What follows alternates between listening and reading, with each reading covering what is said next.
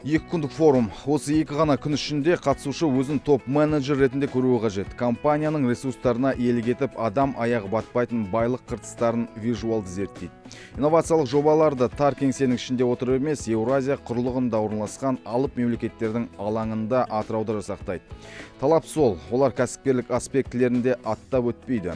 Олар үшін бұл форум нағыз көшбасшылық пен инноваторлық қазаны. Ұйымдастырушылардың жоспары толықтай іске асты десек, ешкімде ренжімес.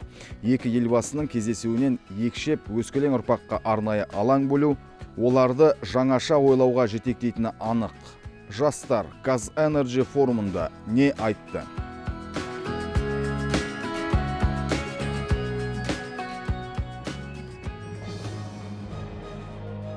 Жақын жылдары әлемде энергия тұтыну көлемі 17 миллиард тоннадан асып жығылады. Бұл тек ұяңдау ғана есеп бойынша. Ғалымдардың сараптауынша адамзаттың энергия тұтыну жылдамдығы 1,5 есеге артады. Бұл энергияны үнемдеудің қажеттілігі неде деген сауалға жауабымыз. Сондықтан Казэнерджи балама көздерді табуға жұмыстануда. Innovation Man, инновациялық бизнес, инноваторлық басқарудың жаңа моделі. По мнению участников, уровень внедрения инноваций как в Казахстане, так и в России очень невысокий. Есть определенные причины, почему такая картина у нас в двух странах. Это, во-первых, нехватка навыков, знаний области маркетинга, экономики и финансов. То есть, несмотря на то, что у инноваторов есть определенные уже усовершенные технологии, из-за того, что они не знают, как дальше продвигать свои идеи, к сожалению, внедряется очень мало инновационных проектов. Айша Матайдың осы жобасы үздіктер сатысының құзарынан көрінді. Бұл бәйгеде барлық 12 инноватордың жұмысы еленді. Шаң қауып қалған қатысушы табылмады. Эксперт басылымының үздік 10-ығына енген Татнефть компаниясының өкілі Сергей Осьмин жас Innovation екі елдің мемлекет басшыларына ұсынылған көрме проектілерінен әлде қайда заманауи деп баға берді. Үшінші орын алған Қаражанбас мұнай компаниясының аға инженері ұсынған жоба кеніштегі жер қыртысының лай бөлігін тазартуға арналған. Руслан Ақмұханов бірнеше кешенді ұсыныстар жасады. Алтын орынмен 300 мың теңге алған қарағандылық Айша Матаева нанокаталитикалық жүйені қолдана отыра мұнайдың орта фракциясын кавитация көмегімен зерттеді.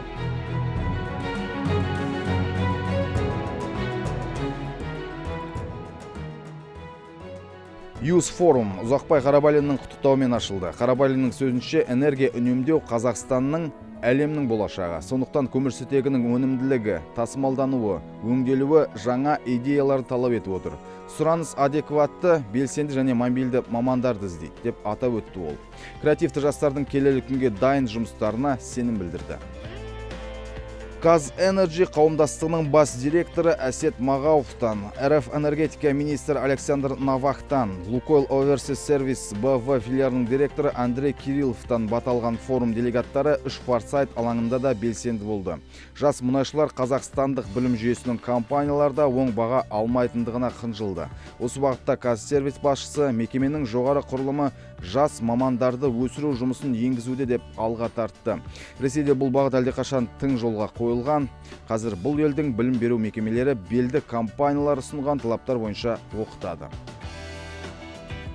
Астана технопарк және Натр мамандары іріктеуді инновациялық гранттар көмегімен шешуде. Қайтарымсыз негізде 8 түрлі грант жасалған. Бұл гранттар қызмет етіп тұрған кәсіпорыннан бастап стартап проектілерге беріледі. Қаржыландырылу көлемі 150 миллион теңгеге дейін жетті.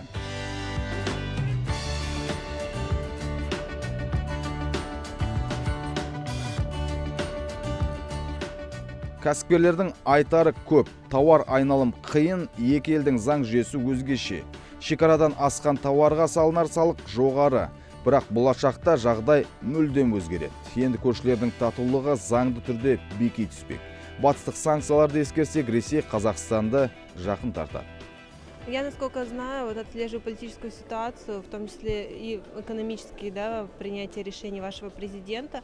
Я знаю, что у вас достаточно самобытное свое абсолютно мнение, позиция по отношению к этому вопросу. Я знаю, что на данный момент Казахстан, если ничего не поменялось за текущие дни, не изменил никакого отношения в вопросе внешней политики, экономики по Америке. Вы имеете право на свою абсолютную точку зрения, в этом уверена. И надеюсь, что и с российской стороны у нас как-то эта ситуация разрешится. Санкции, да, они действительно все-таки имеют свой экономический эффект, совокупный экономический эффект на российский рынок, на российскую экономику. Но мы очень надеемся, что для России это не угроза, это возможность для развития внутренних рынков, для развития предпринимательской среды, для развития и для стимула создания импортозамещающих товаров, как в оборонной сфере, так же, как и в продовольственной.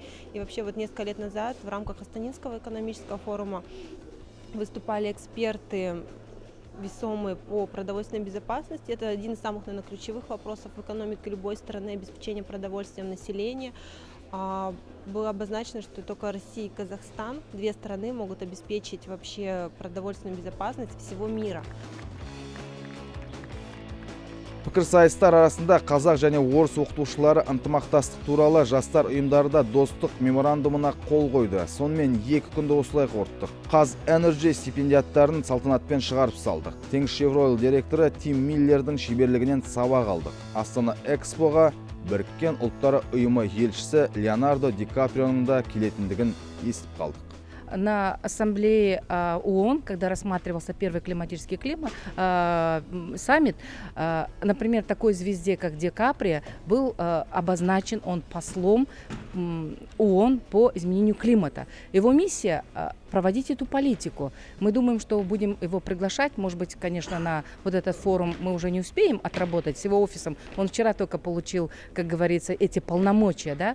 Но мы в течение вот ближайшего времени, год-полтора, будем отрабатывать. И так как он очень рьяно взялся за свою работу, включился в борьбу за изменение климата, не только вчера, а он до этого уже работал с Международным экологическим фондом, внес большую сумму денег на реализацию вот таких экологических проектов, поэтому его работа была оценена на столь высоком уровне. Я думаю, ему будут интересны наши площадки, и мы надеемся, что тоже поддержит наше приглашение.